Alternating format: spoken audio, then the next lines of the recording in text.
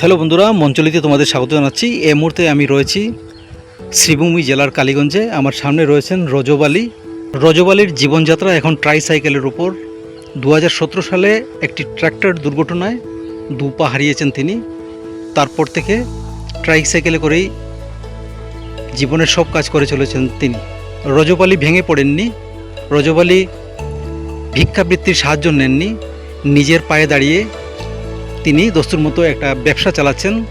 কালীগঞ্জের 6 coat গ্রামে তার নিজস্ব একটা গালামালের দোকান রয়েছে। সেই দোকান চালিয়ে জীবিকা নির্বাহ করেছেন। তো চলো রজব আলীর সঙ্গে একটু কথা বলি এবং জানার চেষ্টা করি কিভাবে কি হয়েছে।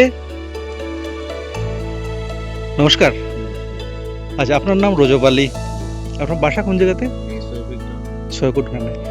তো আমি শুনতে পাইছি যে আপনার দুর্ঘটনায় দুটা পাই হারাইলিছিলা। এটা কত সালের ঘটনা? 2017 সালে ট্র্যাক্টর দুর্ঘটনা আপনার। আচ্ছা আচ্ছা। তো তারপরে আপনি কেমনে কিতা কররা, কিভাবে চলরা একটু শুনছেন? যে সময় আমার অ্যাক্সিডেন্ট হয়েছে সেই সময় আমি 15,000 টাকা পয়সা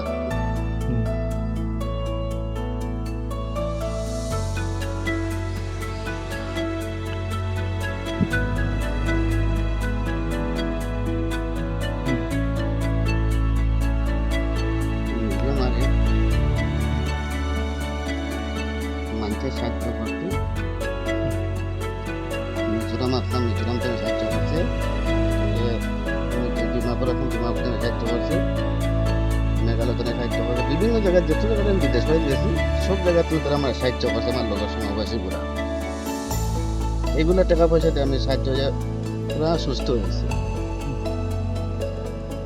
সুস্থ হয়েছে যে গিয়া নিজের ভাইয়ে হয়েছে তোমার যারা আমি ভিক্ষা শিক্ষা করাইতাম না, তবে আমি তোমার ছোট্ট একটা ব্যবসা যে তোমার বইয়ে রাখি তুমি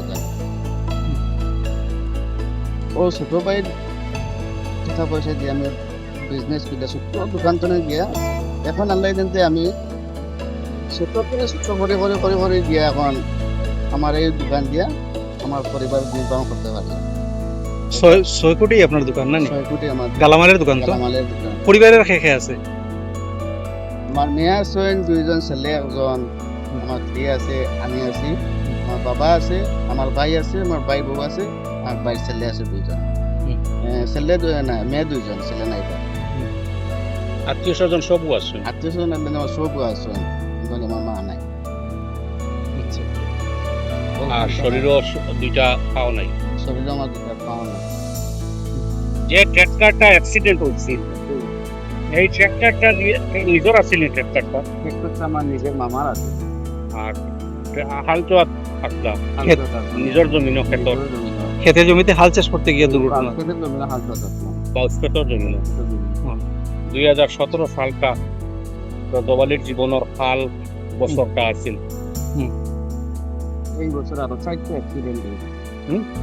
এই বছর আর 4টা অ্যাক্সিডেন্ট হয়েছে নিজের কাল লইয়া। আর 3জন মারা গেছে। আর আল্লাহ আমার মানুষের আশীর্বাদে আমি বাচ্চা হয়েছে, আমার কোনো অসুবিধা নেই। এই যে ট্রাইসাইকেলের উপরে আপনি এখন বইয়া আছেন, এই ট্রাইসাইকেলটা কি তা কোনো এনজিও থেকে দিছে না গভর্নমেন্ট থেকে দিছে? এটা আমরা গভর্নমেন্ট তো নিয়েছি। গভর্নমেন্ট থেকে।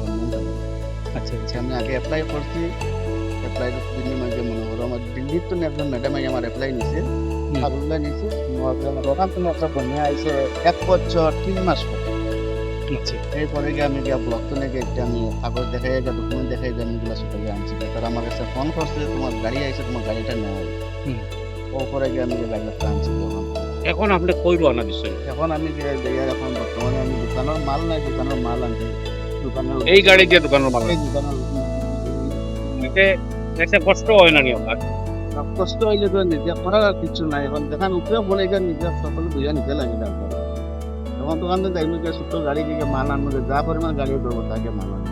দুর্ঘটনার পরে প্রথম আপনি একটু ভাঙিয়ে পড়ে গেছিলেন যে দুইটা পাও আমি হারাইছি, কেমনে কিতা করতাম, কেমনে কিভাবে চলবো না কিতা করতাম, এরকম একটু এটা একটু ভয় পাই গেছিল।